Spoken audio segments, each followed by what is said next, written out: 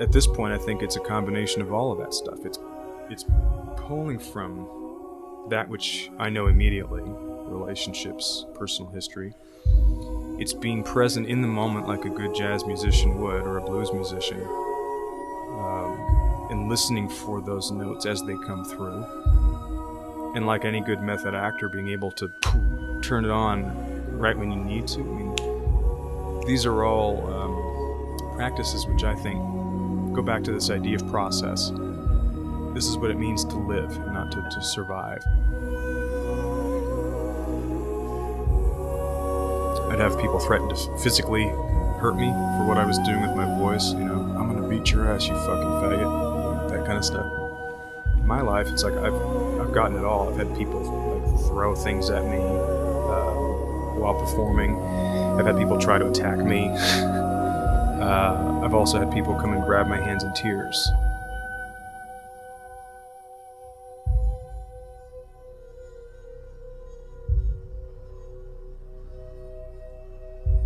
When we attempt to explore what it means to be an artist or live a creative life, there's a lot to unpack, and it can be hard to know where to begin. And I think that's kind of the fun, the magic and mystery of the exploration. This idea of, well, I don't know where this is going to go. I have a lot of questions, and I never know where to begin, even though we've begun. Makes two of us. This episode's a bit of a deep dive into the why and how of being an artist and living that creative life. And it's with one of our generation's most all-encompassing, deep thinking and feeling, and appreciated though lesser known artists and musicians, Morgan Sorne. Think of myself as a polymath, a person who's a creative, but that creativity extends into all aspects of life, whether it's growing food, working on a house, creating a piece of music, writing a play. I think that at the end of the day, I don't want to be confined to one box. What I'm interested in, especially going forward in my life at this point, is being somebody who can inspire others to find those tools within themselves. Hopefully, by the end of this episode, you might be inspired in some way to approach your life with a slightly different lens. Where the creative act is really a crucial key ingredient to living and not just surviving.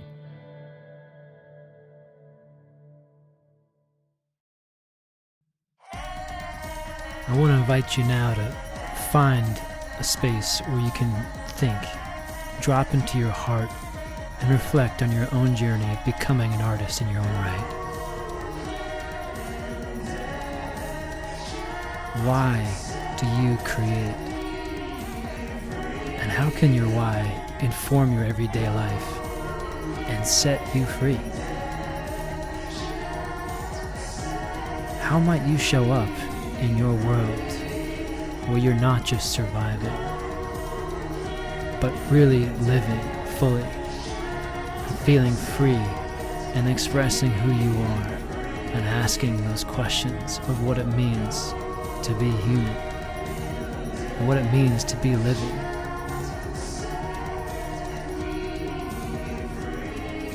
Be here with us now on This Naked Voice. We are recording. We are recording. That's good news. I'm really happy to have you here. Thank you for being here. Oh man, it's my pleasure. I have a lot of questions for you, and I never know where to begin, even though we've begun. Makes two of us. Yeah. You've been around for a long time. You've been around for at least a decade in the public sphere. Yes. And still, I think a lot of people don't really know who you are, what you do. Yes. If you were to give your own biography, your own blurb about who you are and what you do, what do you want people to know about you? And what do you call yourself? Like, do you call yourself Sorne? Morgan Sorne? Like, how do you dress yourself? Who are you? What do you do? So I have all those questions. Usually I go by my full name these days. I used Sorne as a moniker when I was touring more with a band. So I answer to all of that. It is my last name, in fact. And it was a guitarist of mine who suggested it years and years ago. And I liked the idea just because the name had no history. It was a name that my great-grandfather had assumed when they moved from Sweden to the United States to get away from a past.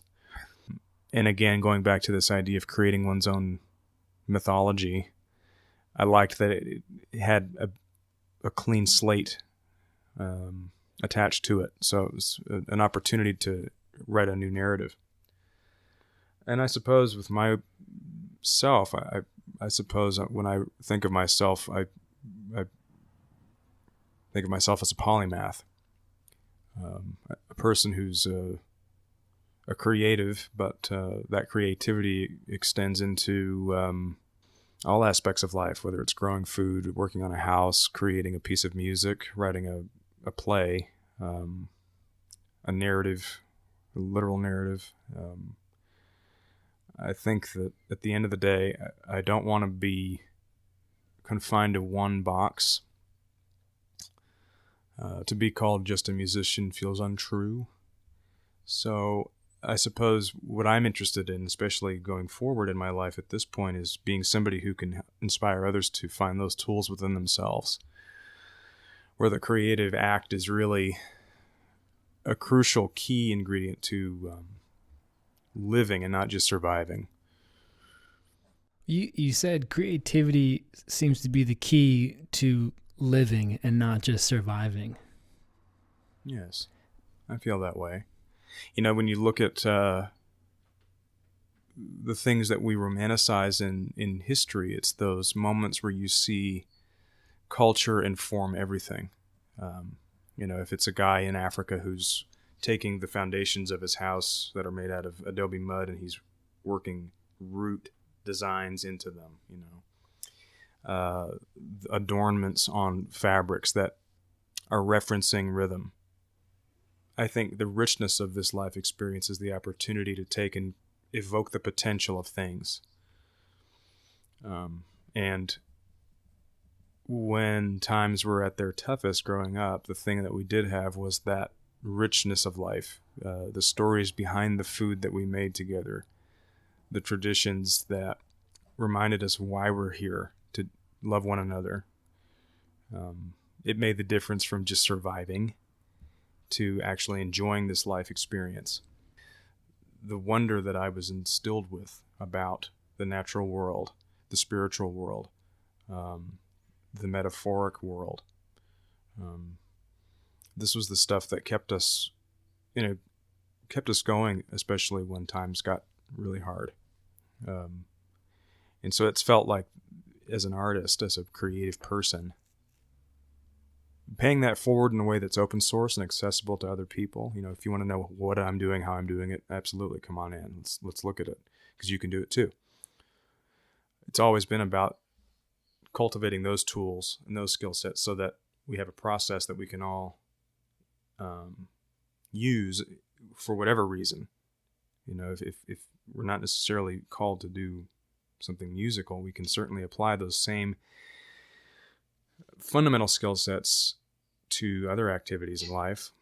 Even if it's something as boring, I say it in quotes, as a desk job where you're balancing books for a business or something like that, we can always, stem it back to something that is informing a richness of life here, where that job is really the means to facilitate a rich life.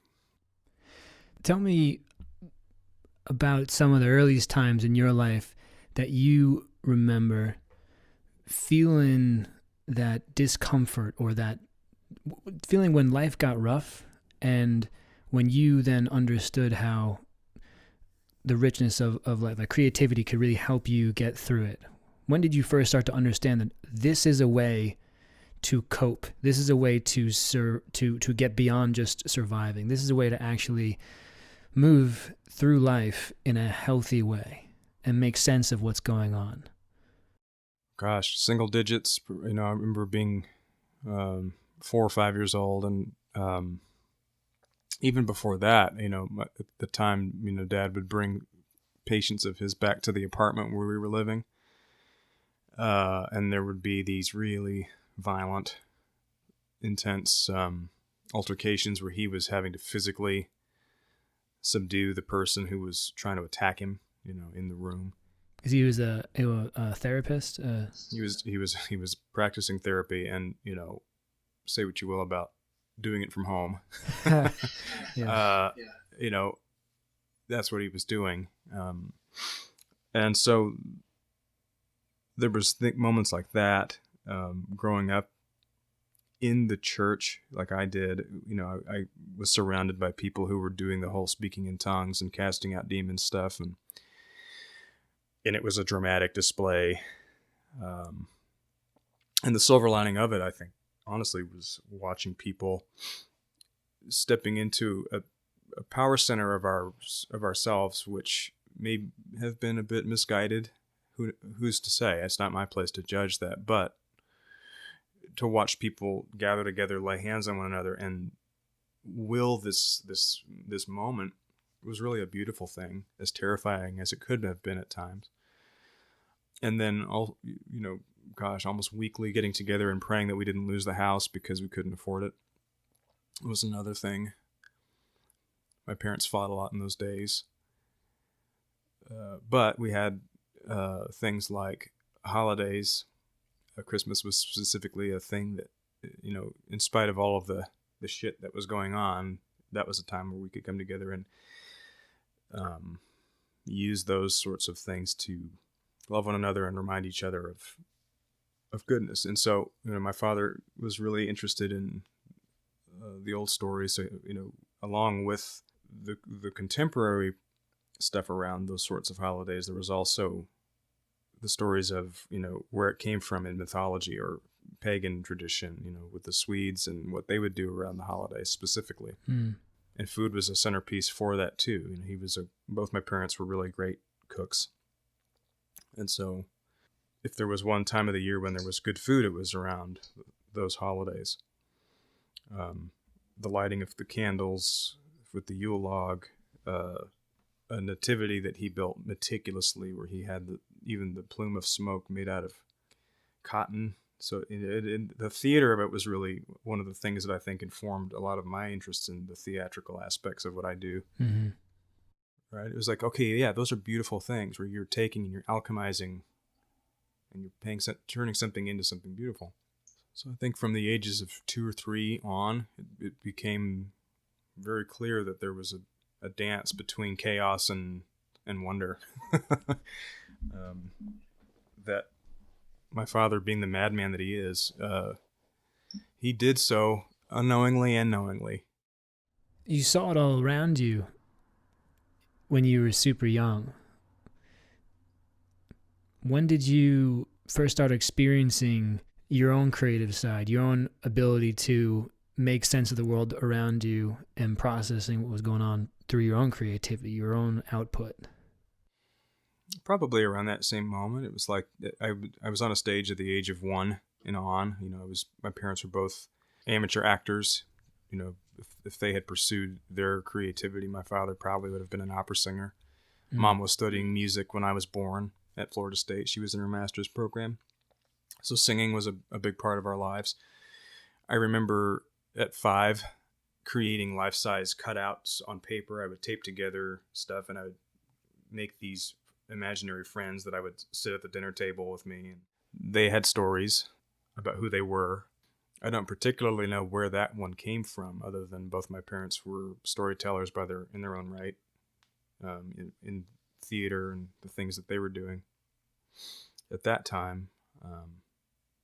But I remember having my these guys, like I'd sit them in the chair next to me at dinner, and they were holding space with me. Mm. So I think around that time is when that really started happening. Singing and making rhythms was something that was innate right out the womb. They tried putting me in gifted music programs when I was 2 or 3. Mom's vocal coach at the time was like, your 2-year-old's learning your lessons faster than you are. You need to put him in a music program. It was like that. And I couldn't stand it. I hated it. I thought it was stupid. I remember that feeling at 2 years old, sitting in that room, like, I don't want to sing these stupid songs. So they didn't force that either. It was like, she's like, okay, he doesn't want to do that.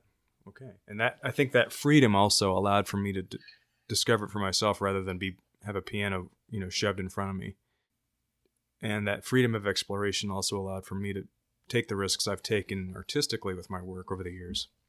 Yeah. Oh man, that's a big theme I'm looking at right now, is that ability in the creative realm to feel untethered, unboxed, just totally free to do whatever I want, to not be confined by any sort of technique or label that exists within the scope of this art form. Right. This is the proper painting technique. These are this is the way you play the piano. This is the way you use this instrument. This is the way you use your voice to sing. Sure. To be completely untethered by those rules and regulations, to me, is such a huge part of letting myself express myself creatively. It's sort of like, you can draw the parallels with religion. There's the church of classical music. There's the church of rock music.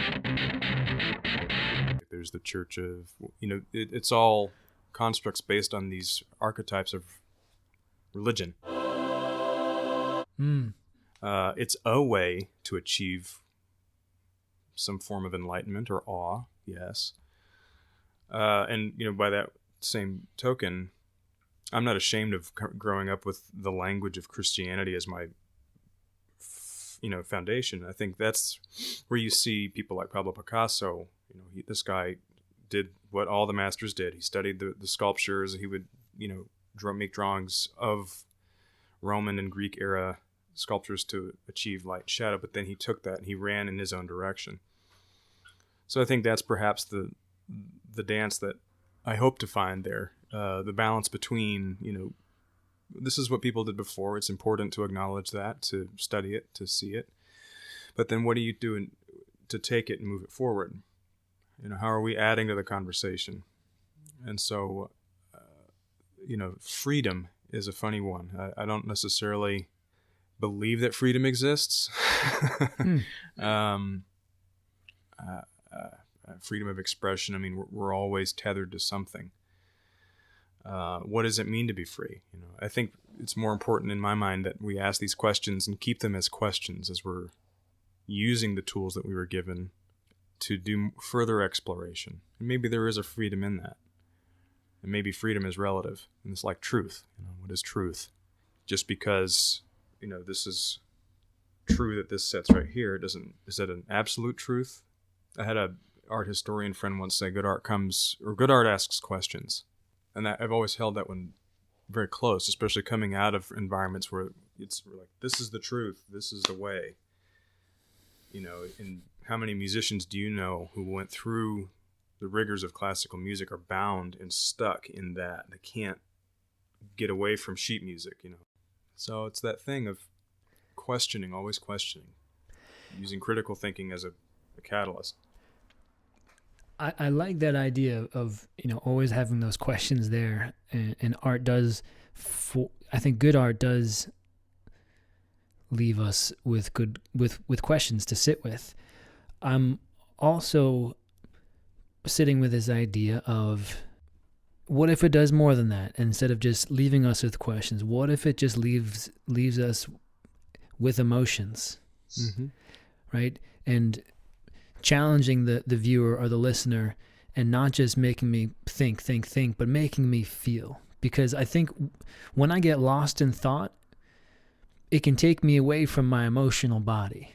And I feel like sometimes art can veer a little bit too academic, a little bit too thought-inducing, and can lose that emotional impact.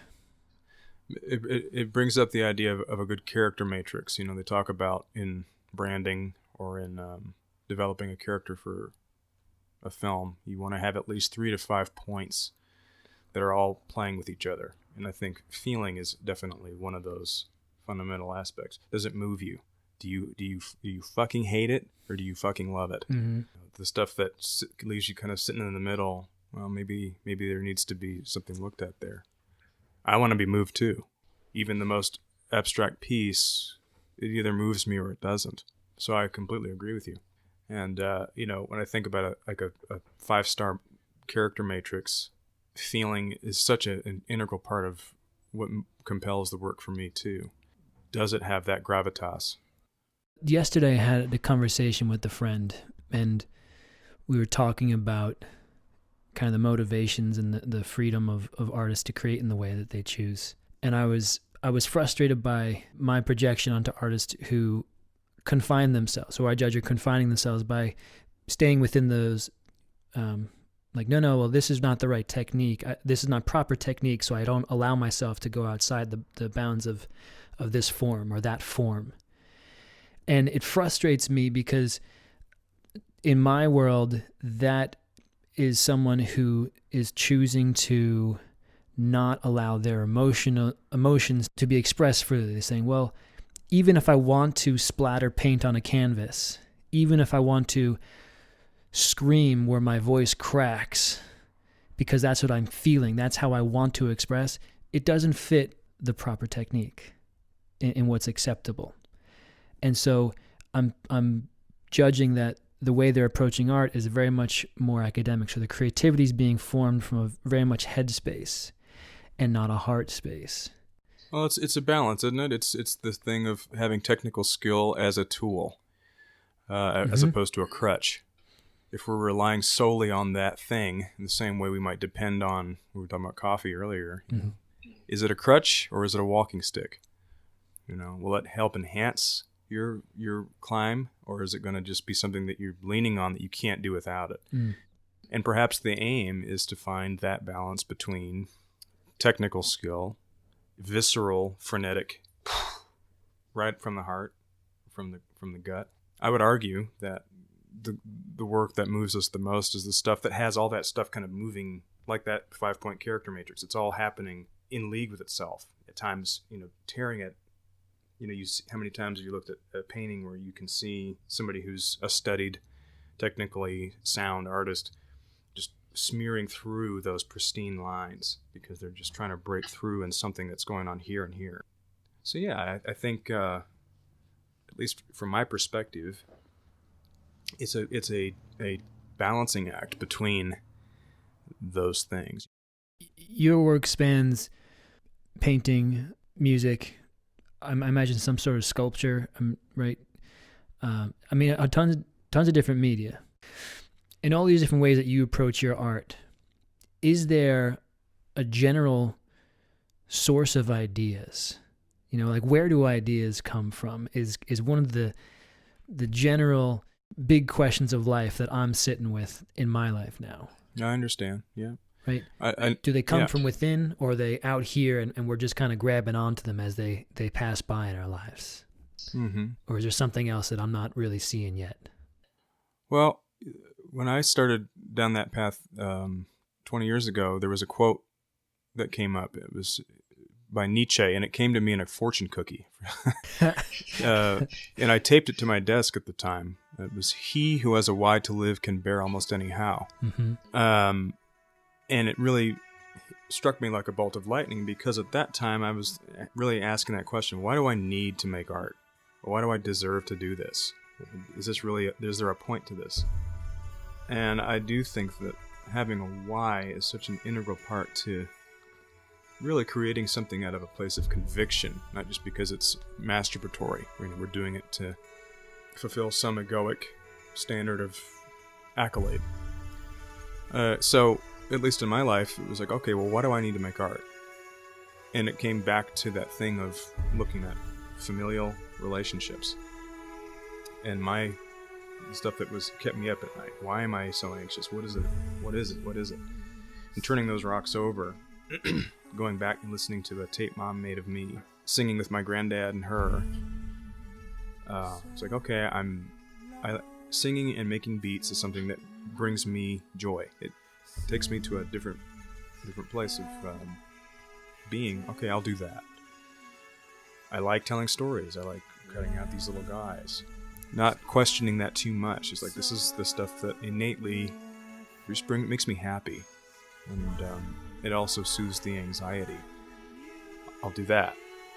This is what gets me through the day. So it became almost like a self-therapy in its origins.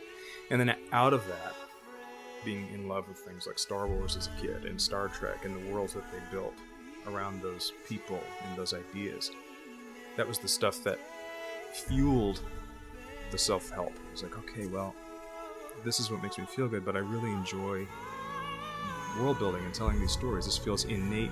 And I was also interested in the etymologies of language, ideas, spirituality, mythology.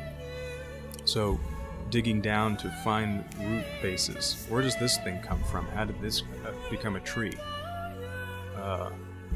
I also, as a kid, loved archaeology, so there was that thing of always being curious and asking questions about where did this come from. So going back to answering the question, at this point I think it's a combination of all of that stuff. It's pulling from that which I know immediately, relationships, personal history. It's being present in the moment like a good jazz musician would, or a blues musician, and listening for those notes as they come through. And like any good method actor, being able to turn it on right when you need to. I mean, these are all practices which I think go back to this idea of process. This is what it means to live and not to survive. It's to be in that state of being where I can be absolutely present with an idea, and whatever, sort of like allowing for the bird chirps to happen during the piano takes on my granddad's piano for House of Stone. It's like, yes, perfect. Because that informs the character. It adds depth. It honors this idea that I hold dear, which is to be present in every moment as much as one can be, to be a good listener with their entire bodies. And if we get into that state of being, then, oh my God, there's so much that's coming in constantly. Broadens the perspective, less tunnel vision, more periphery. It allows for, and I think ultimately, I remember reading the Kabbalah when I was 19 or 20, or parts of it. And one of the things they talk about with the high priest was they, in their enlightenment, they reach this level of awe where they see God in everything. And I remember when I read that at the time, it made me tear up. I was like, yes, I feel that. I don't want to be inhibited. I want that to be my daily waking thing. And how hard it is to be in awe at all times, right? But it feels like something there. There's something there to be discovered. So with all of the work and all the practices and all of the aspects of creative expression, it's this thing of wanting to be in that state of awe at all times, no matter what the cost. We touched on freedom just a little bit, and you just mentioned this this idea of how being in that creative process, reduces tunnel vision and increases the peripheral vision, a way of seeing God in everything.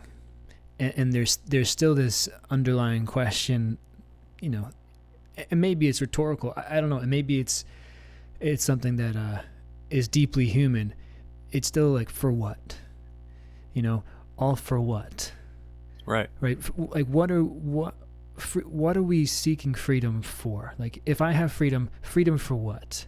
Exactly. And why do I want to expand my peripheral vision in an ideal sense? What for? Right.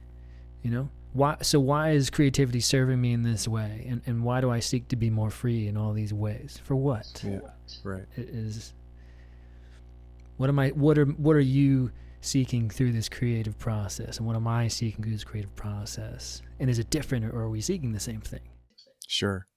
Years ago, I my publishing label for all my music, I called Vergebens, which in German is for the sake of vanity. The word vergeben.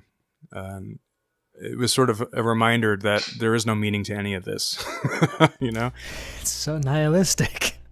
Right? It's like, but it's beautiful. It's liberating. If you're talking about freedom, it's like, no, none of it means anything. You know, it's playing with what Nietzsche talks about when you talk about nihilism. You know, he was actually more akin to a Buddhist than people realize.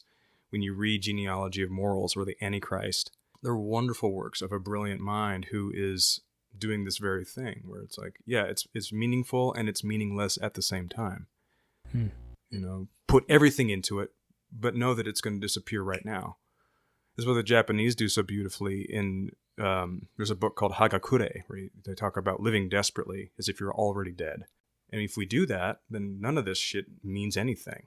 This is all a simulation. It's all a fabrication. Why not have fun with it? Why not surf the waves of it? And I would argue that the idea of freedom in this regard is to not be bound to think that we have to keep doing this one thing every day. We can rewrite that narrative even though it feels impossible. And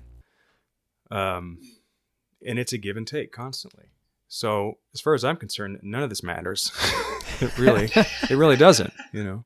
I'm actually surprised to hear that, but it does make sense hearing you explain it that way, but I'm also somewhat surprised to hear it. The more I can remind myself that it doesn't matter, the more fun it is to do it. It's like, well, then I get to show up here and live. I heard something the other day. It was really great. It was somebody who boiled it down. It's like either you're alive or you're dead.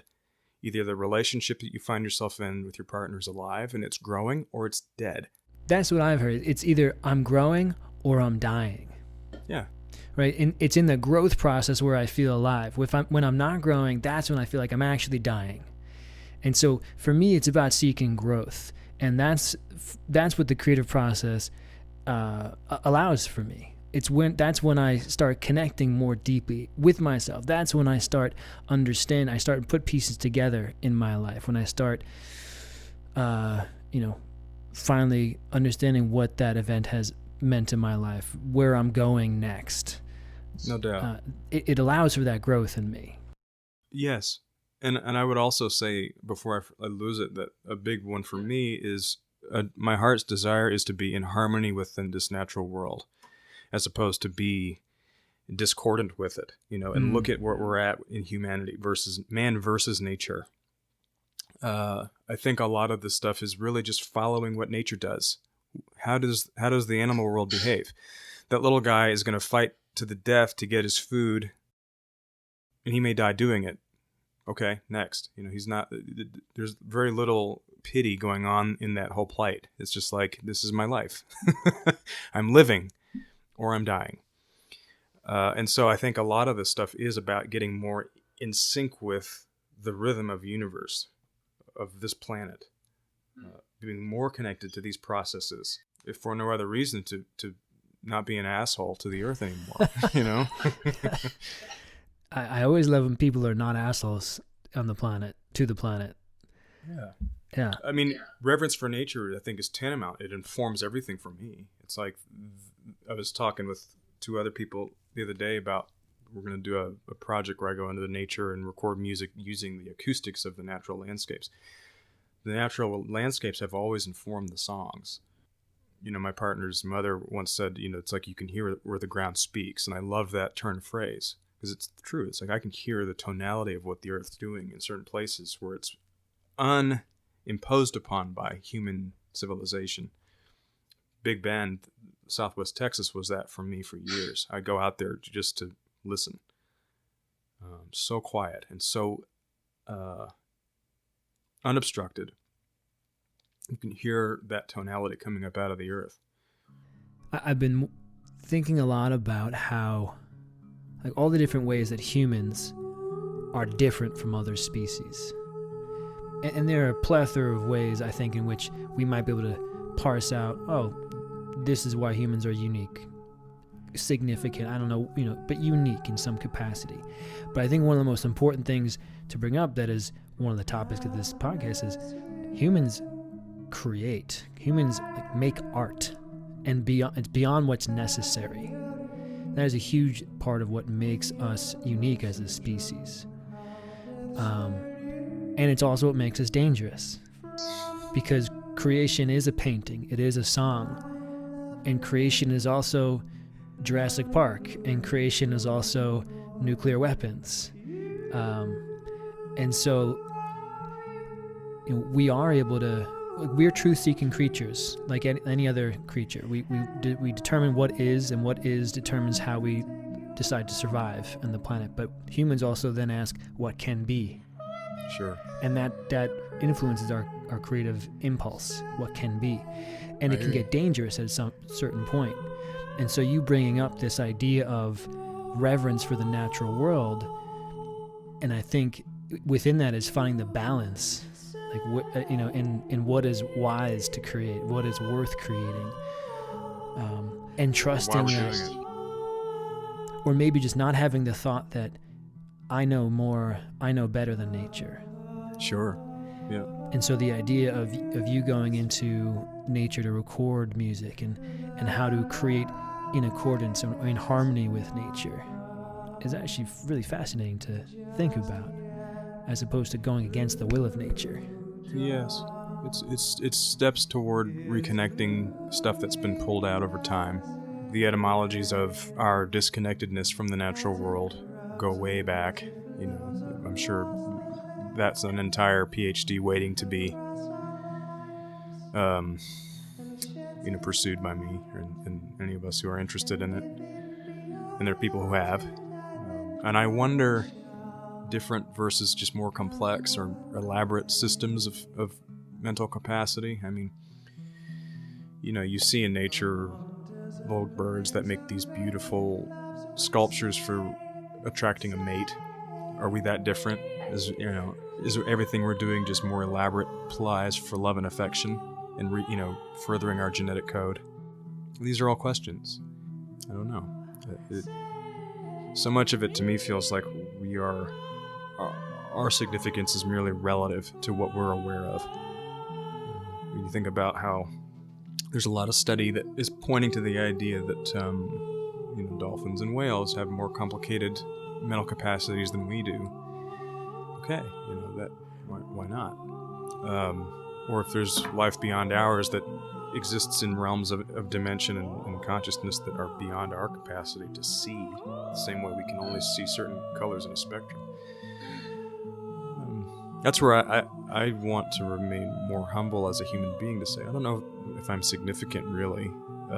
Maybe this is just what makes me different than that organism. Mm-hmm.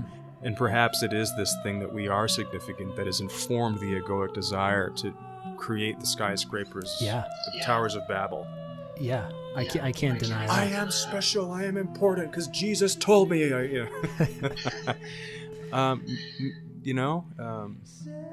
So wrestling with ego and where did that come from? What inherited narratives are we wrestling with that compel us to want to create these, weapons of destruction or towers of accomplishment?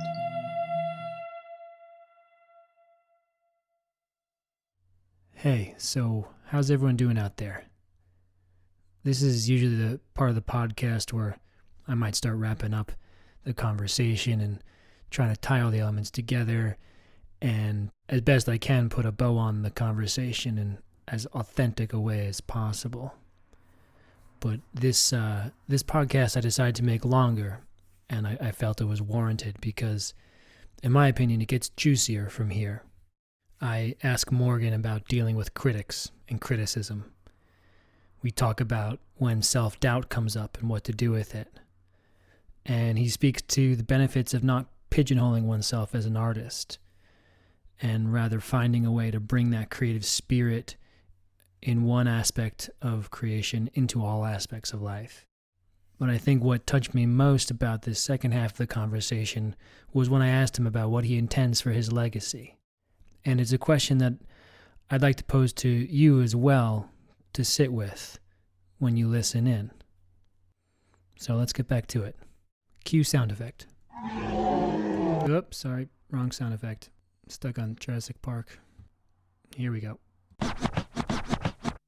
So I judge that in your career as an artist, you're actually pretty accomplished. You've been recognized as an accomplished artist in your painting. Your musical career has been relatively successful. as a recorded artist and as a touring artist, people know who you are to a degree. Would you agree to that? Overall? Yes. Yeah. Yeah. And within that, I imagine that you weather criticism. You've weathered criticism over time. Oh, yes. Yeah. Yeah? Oh, yes. Within that, I have a couple questions to pose to you around that topic, and it has to do with the ego, and it has to do with your own beliefs about yourself as well. I see criticism in two different, or probably a few different ways, but two big ways. In my life, there's criticism that comes my way that I don't really care about, because I know that criticism doesn't line up with my own views about myself or my art or my process. But then there's criticism that comes my way that it might land with me because it touches on a negative belief that I actually hold about myself or the work or whatever. Yeah. And so, and maybe there's other forms too. Those are two big categories. Yeah. And I'm wondering for you, what's the most difficult kind of criticism or maybe example or something that you've weathered over time or that still sticks with you? Yeah. A few things come to mind. When I first started I was performing in bars in Florida. I'd have people threaten to physically hurt me for what I was doing with my voice. I'm going to beat your ass, you fucking faggot. Like that kind of stuff. Or I had other people make fun of me. Other bands I'd be doing shows with. I remember that. There was one during a TV on the radio tour early on. Somebody who saw the show in Miami wrote this scathing blog post about what I was doing and just ripping it apart. And, some of it, we read it aloud in the van as we were driving to the next gig. And I just listened. It was like, I think my tour manager reading it. I was like, read it out loud. Let's hear it. And plenty of stuff from people who haven't put in the hours and the time, who, should I take their opinion seriously? Well, maybe not. But I don't know. I tend to think that it's all opportunity and invitation, even if it's something that is coming from a drunk, asshole at a bar. I remember, it makes me think of a story that Jonathan Demme told, the filmmaker, about making the movie Silence of the Lambs. And when he did that, the character Buffalo Bill, it's a wonderful, dark character. And what he didn't intend was to bash the queer gay community at that time, especially at a moment in time where the AIDS epidemic was really starting to come up. Mm-hmm. And there was already a lot of prejudice towards homosexuality in America, specifically. And so when they premiered that movie, the gay community was just offended and hurt and outraged, and they were protesting. Oh, because Buffalo Bill was a gay character. He was exactly. Yeah. Okay. Right. And so Demme was painting this character who was, this sociopathic, homicidal guy with a really dark pathology. And at one of the premieres, I think it was the premiere for the film, there were people picketing outside of the thing, and somebody pushed one of those anti-film things in his hands, and he looked at it, and he walked into the Q&A, and he said, I want everybody to see this. He's like, this is what I intended, but I see it now, and I want to apologize. And the next year, he went to producing the movie Philadelphia with Tom Hanks and Denzel. So he took that moment, and he paid attention to it, and he turned it into this beautiful story about a man who's struggling with being infected with AIDS, HIV. And that stuck with me as a kid too, because Demme was one of these filmmakers who had a heart of gold. Like he really cared about people. He was paying attention, and you see it in the evidences of the kind of artwork that he collected. He was a big outsider art collector, but he was always listening. And I think in my life, it's like I've gotten it all. I've had people like throw things at me while performing. I've had people try to attack me. I've also had people come and grab my hands in tears. These two African-American guys grabbing my hands at a show in downtown LA when I was singing in the street, saying, you're the voice that's going to unite the people. And I went home crying on my bike. I was like, what? But it's all good for me. I choose to take it all as invitation for reflection. So even those stinging reviews, stuff we're talking about me fighting. I can't even, like the one I was talking about from the TV on the radio tour, she was ripping it all apart. I think it was a female writer, but I listened to it. It was like, it's been so long now. I think that was in 2011. Comments about plagiarizing or ripping off, different kinds of music and things like that. I was like, whoa, okay, interesting. And then some of it, it's like, may or may not have been based in anything true, but it still was like, well, how can I take that and grow from it? How can I learn from it? It's all opportunity as far as I'm concerned.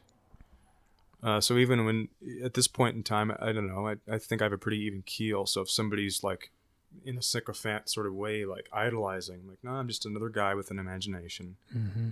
Are you channeling something? You must be, well, maybe, but honestly, I think I'm just really good at stepping into a present state of listening, so taking praise and criticism all really in the same kind of moderation of thought, not being too bent out of shape or this or that. It's a good practice with humility, Mm-hmm. Where and when in your life do you feel that self-doubt? Constantly. And every day. What am I doing? Am I wasting time?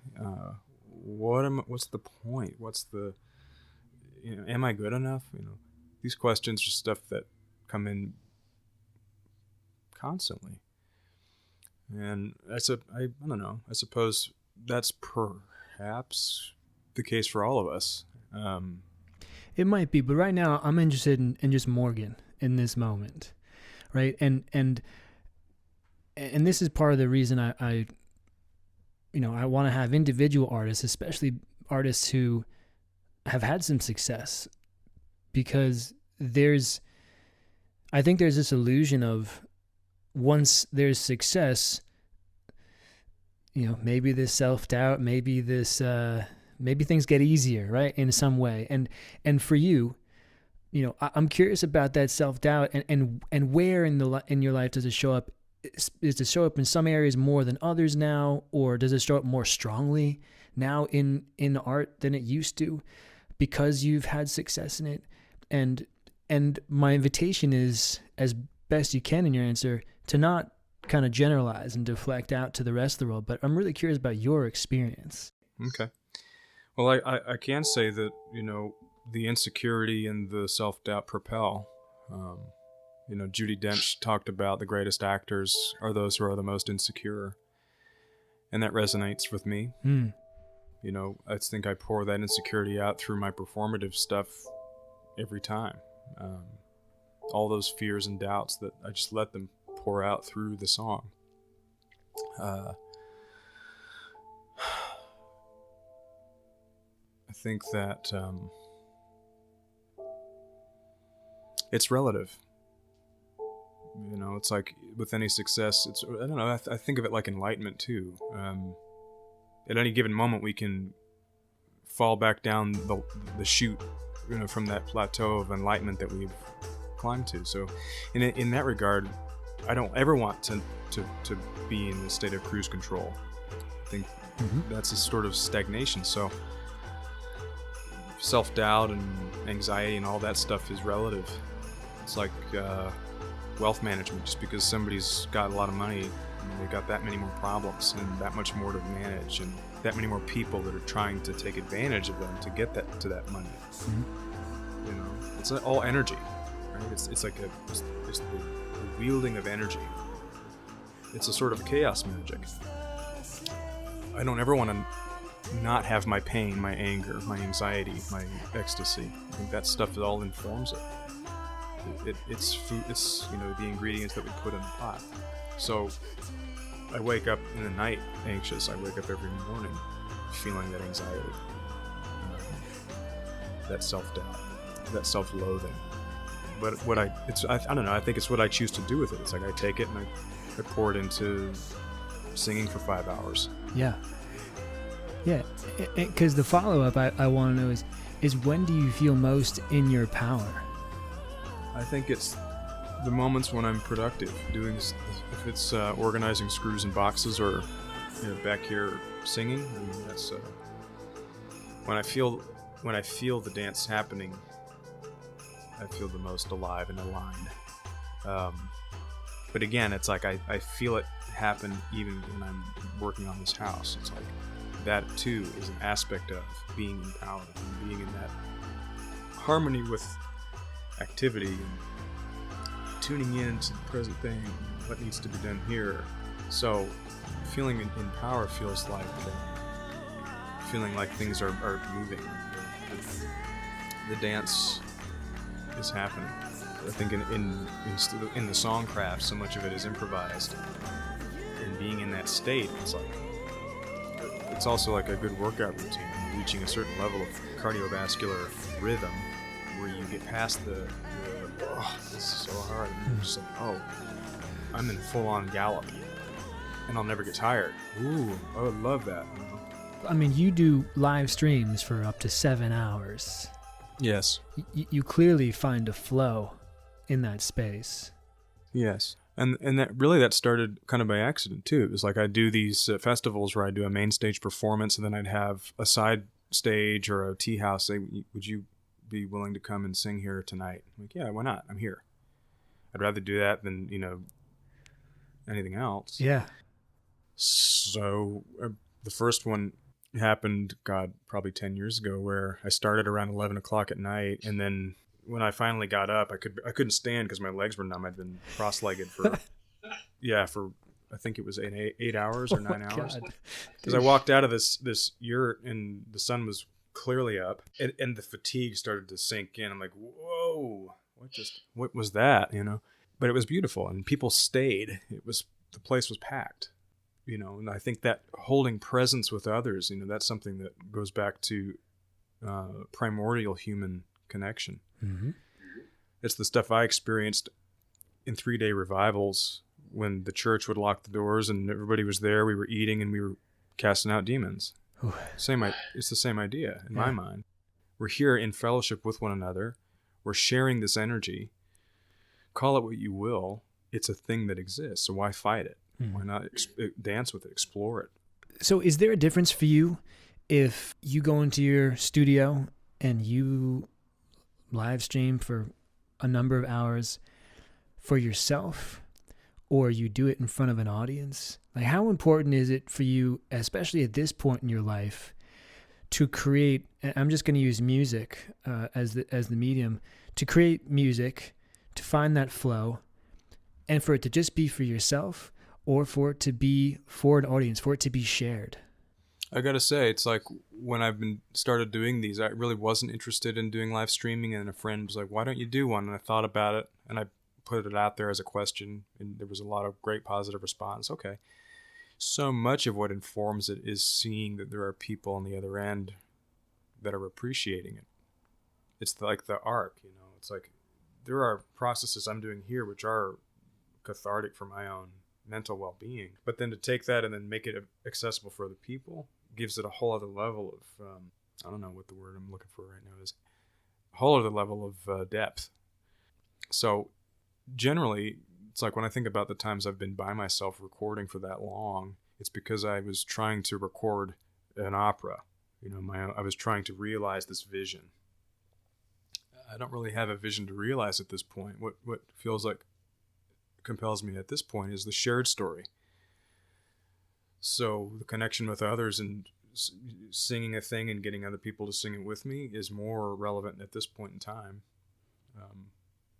In those days when I was doing more of the singular work, it was because I was trying to work through stuff that I had been grappling with. And that comes in cycles too. It's like I haven't done one of these song drawings in a while because I haven't needed to. What I feel like I need to do right now is turn on the internet and play as I would, but for the benefit of other people, because I can see how it's affecting other people in different ways. If that makes sense. Again, it goes back to this thing of need. Really what I need to do is record music for different commissioned works, whether it's soundtracks or collaborative stuff. That's a need. People are asking for these. That's a need. I'll fulfill that because it feels like that's what is needed. when the day comes that I'm having a rough one, I'll sit down and I'll do a little drawing because I need to do it. And for no one else, for myself in that black book back there, you know. You keep using the word need.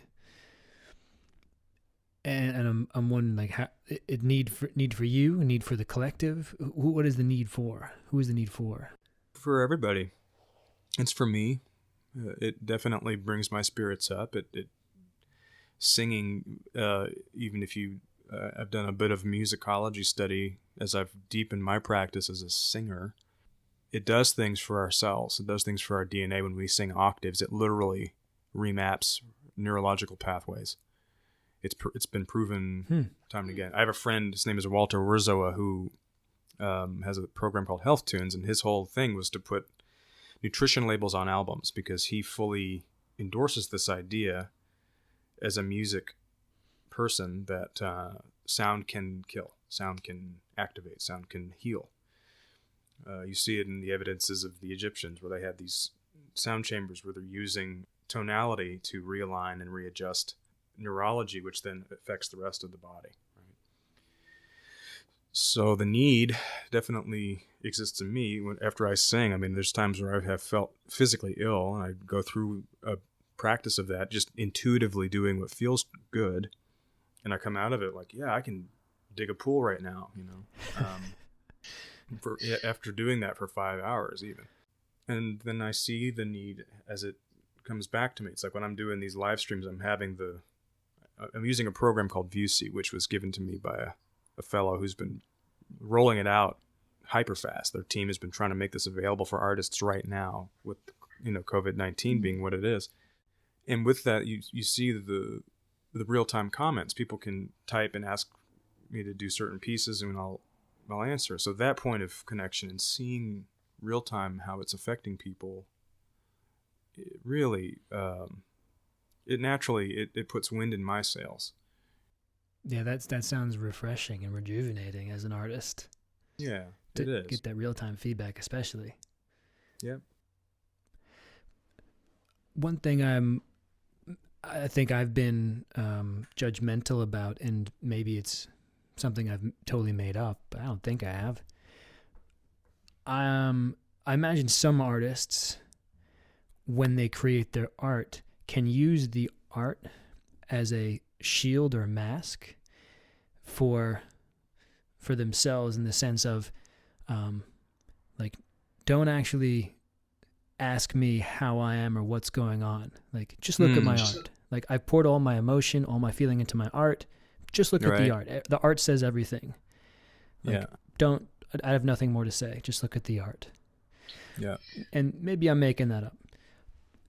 I'm wondering, for you, do you ever feel, by creating or channeling what you do into your art, do you ever feel like it becomes a mask or shield for you, for anyone getting to know you, understand you as Morgan? I don't think I've ever used it with that intention. Maybe not with the intention, but does it become that, if, like, subconsciously or unconsciously as well? As Sure. Sure it does. I mean, so many times I've had obsessive fans thinking, you know, how many people do we know had to take restraining orders because people think they know this person. You know, they think they have a window into you, and they have this impression of who you are, because of the work that's being put out. You know, so many people couldn't believe that I'd never done hallucinogenic drugs when I created that work, which I hadn't at the time. It's like, no, I'm just opened up. And, or were convinced that I was, you know, psychopathic in some way. Well, maybe I am, but I don't think I am. That's what every true psychopath says, right? Like, one friend, you know, talked about, you know, what he saw was actually somebody doing forced schizophrenia, or someone's, you know, wielding his multiple personality disorder in a way that was entertaining, you know. Because when I would do the stage shows for that House of Stone project, I would slip into these different personas, depending on what the piece of music was. Maybe it's all true. Maybe the work is just as much of a shield and a mask as it is a point of vulnerability. And that's the gray area that we find ourselves confused by as people who are observing that. and the artist creating it. A lot of the time we don't know what the fuck we're doing. It's like we can't talk about it right after we create the thing. It takes years of reflecting. Oh, okay, yeah, that's right. And that's why you have, art historians writing books and books about this stuff. What we're doing is we're opening ourselves up. And those of us bearing witness to that, we're getting to see the most vulnerable parts of that person, and also these creations which really are masks. So maybe it's all one and the same. And navigating that, it's important to not put our power in the hands of an artist as we would an idol. Idolatry, I think, is the biggest misstep. It's like, well, no, let's stop deifying this guy. Let's take that and be inspired to go here into ourselves and pull out the same things for ourselves, rather than give our power away like we were conditioned to do for so long to those with the answers, right? Mm-hmm. This drug will heal you. This God will heal you. Whatever. I don't know. I feel like actively I try to circumvent that kind of energy back to the people who are doling it out. It's like, yeah, it feels good to hear that praise, but this is open source. You can take this and do the same thing in your life, and it's going to be different, and that's wonderful. I imagine music's still a big part of your life, even though you have all your art forms as part of your life. Yeah. What happens one day if you lose your voice? Oh man, it happened once to me when I was on a tour, and I got to sit with that reality halfway through fulfilling these show dates. And I had a big show with the Roots at the Brooklyn Bowl, I think 2 days later. And I remember slumped against this wall. I'm like, well, I lost my voice. I can't sing a single note. Had to cancel one show halfway through it. I would just find a new avenue. I think about that one all the time, because so much of my career at this point hinges on the ability to wield sound with this. Mm-hmm. But I still have melody. I still have the creative spark. I have people who I can give those melodies to. Mm-hmm. So if the day comes that I can't sing anymore, I embrace that and I'll move that. Yeah, I'll be heartbroken, because it is such a part of how I achieve enlightenment, but there are so many paths to do it. Mm.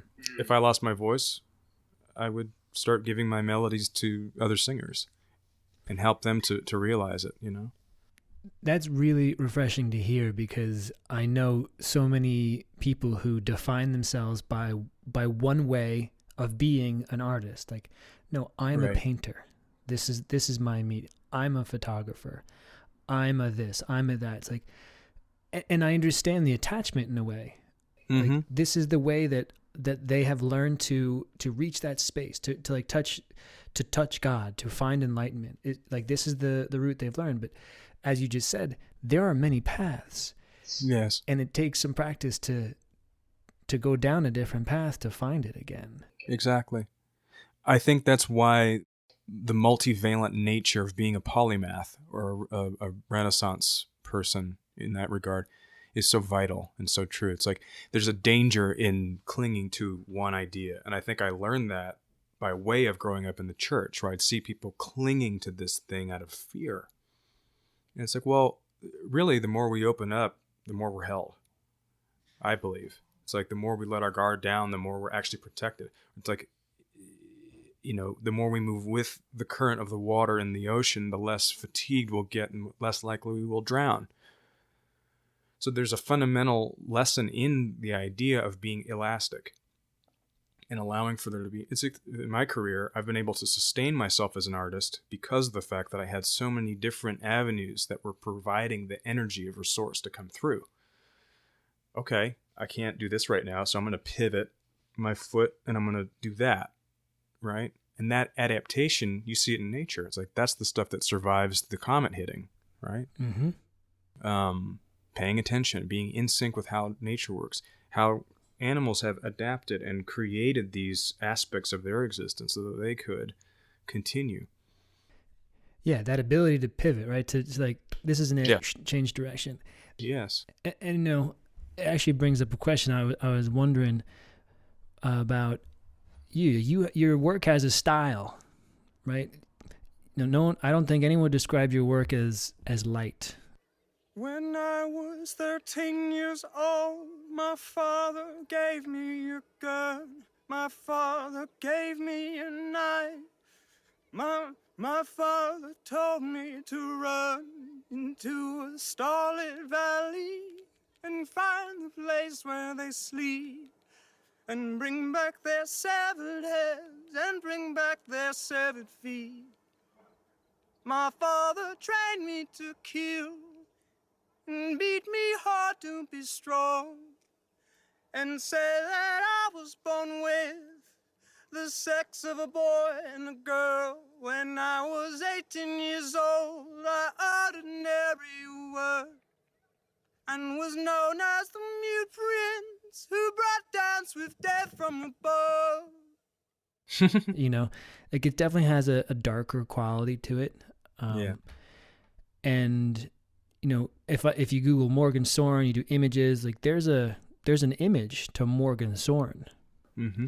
I'm wondering, is that innate, or is that an image that you've carefully crafted? And how attached are you to it? Oh, not attached at all. I think that going back to this thing of what's missing in the personal diet, it was a desire to know that part of the self, because of the fact that it seems like in my life as an American kid, those aspects of being weren't really looked at, you know. So I think so much of that work is about allowing that stuff to come out, to explore it. In the day that I don't need to do that, then I'll not do it. Yeah. So I think there's a romanticism that's still alive with that thing. It's like the muscle that needs to be worked. And Carl Jung comes to mind. You know, he's a guy who spent his entire life examining his id, or the subconscious self, the shadow self, as people have mentioned a lot now. The Red Book is a wonderful look at that, where he's interpreting his dreams and he's allowing for both sides to come out and move around in his room of mind. So the cycle of work that I've been creating over the years, there are moments of it where it's actually full of light and bliss, and it's balanced with the other stuff too. But yeah, not. It's like any of the things I'm doing. It's just like, this is what intuitively feels necessary right now. Yeah, that's exciting. That's electrifying. That's giving me the chills. Oh, I'll go down that one. As we're getting towards the latter part of this conversation, I'm wondering, what do you feel you're really here to do? Like, what's your legacy, and what might get in the way? Yeah. I think the only thing that gets in my way is myself. It's funny, I go back to something that has haunted me for my entire life, and it was when I was a kid that these guys laid their hands on me in church, and they were like, he's a prophet, he's gonna rise to do great things, but pride will be his downfall. And that echoes throughout my psyche even to this day. I think that I've been given the gift of vision. I've been given the gift of sound. And it's my opportunity to inspire other people to find that in themselves. I think ultimately, if the legacy I have is to help elevate everybody else in the room around me, to get us all dancing and singing together, then I've done what I was brought here to do. If I can sneak out of that circle and it's going, and I can disappear and it's still going, I think that's a win. I have chills saying that. It gets me emotional, actually, because so much of the time in my life, I think it's that thing of the ego. This has to be the greatest thing you've created, or you have to save your family, or you have to save your lover, or you have to prove yourself. No. That's the constant one I'm fighting every day. It's like, last couple of years I've been doing vocal workshops with groups of people, and they always feel so true because of the fact that we're just sitting in a room singing together, and it's harmonies that I've got here and here that are constantly coming through. It's like, well, let's share this together. Here, you sing this part, you sing this. Do you have a better idea here? Oh, I love that. Boom. And then all of a sudden, we've got this beautiful polyphony going. And that's the thing that I get most excited about these days. So, a legacy would be to inspire other people to find these tools within themselves.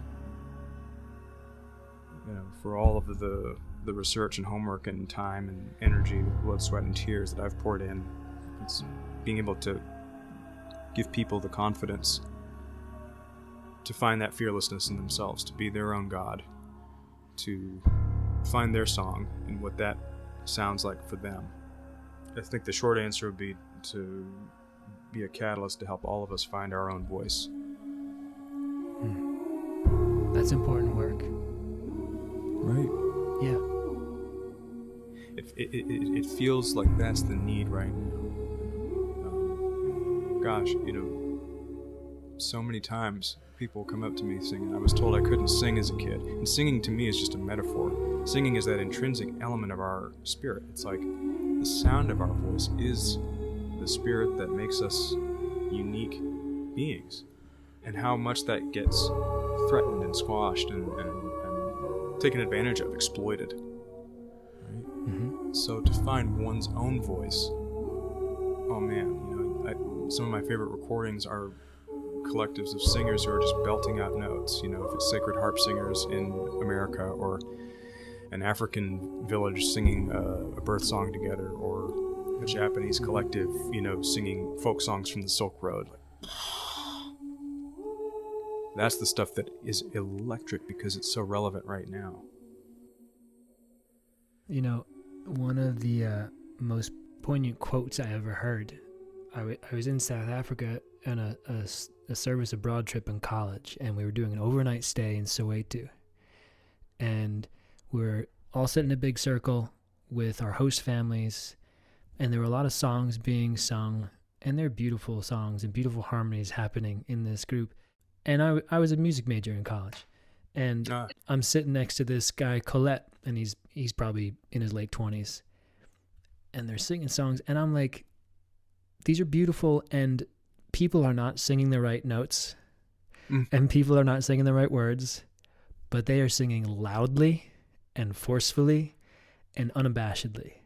Yes. And so, I leaned over to Colette. I was like, Colette, do people know that they're not singing the right notes and the right words?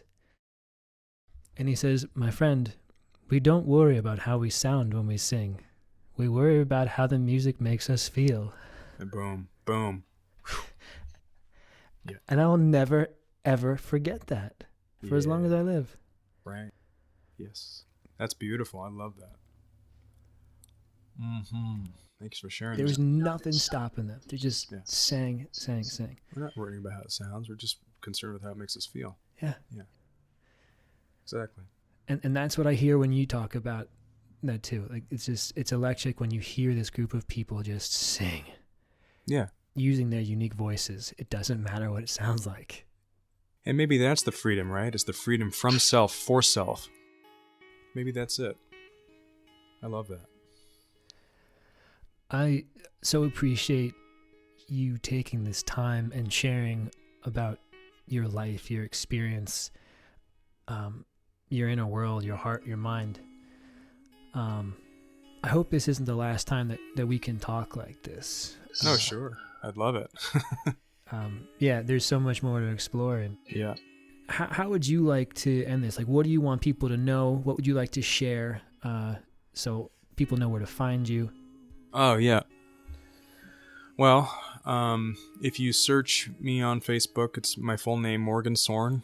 I'm on iTunes, Apple Music, Spotify, all that. You can find the House of Stone albums and a few of these live streams I've put up now for download. And if you go to sorne.com, SORNE.com, that's where you can see what I'm up to. I have the entire backstory for House of Stone as a link under music there for people who are interested in deep diving with the narrative, because there's a piece of art for every song and a little bit of story and all that. And there's so much coming. That's the other thing I'm excited about, is I'm doing a 200-page graphic novel that we're almost done with Saul Williams, where he's creating the story. It's set in Burundi, the neighboring country to Rwanda, about these young miners who run away from their bondage to find a village made out of computer trash, and they turn it on, and it's a great piece. So, and then so much music. Like now that I've started to rebuild a new sanctuary for myself. I mean, there's records upon records of music waiting to be released. So I'll be working on that in the coming days. That's exciting to hear. Yeah. Well, thanks so much again for being here, Morgan. Yeah, bro. Absolutely. Looking forward to the next time. And see.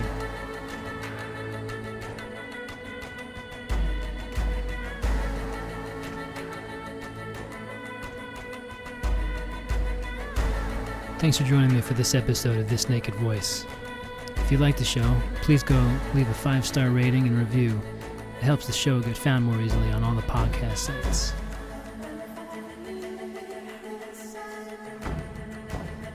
If you have any questions or comments, they can be directed to me at info@thisnakedvoice.com. I hope this episode provided some fodder for thought and feeling, some exploration in your own life being an artist. I hope to have you back next week. Until then, keep exploring, keep asking questions, and be good to yourself.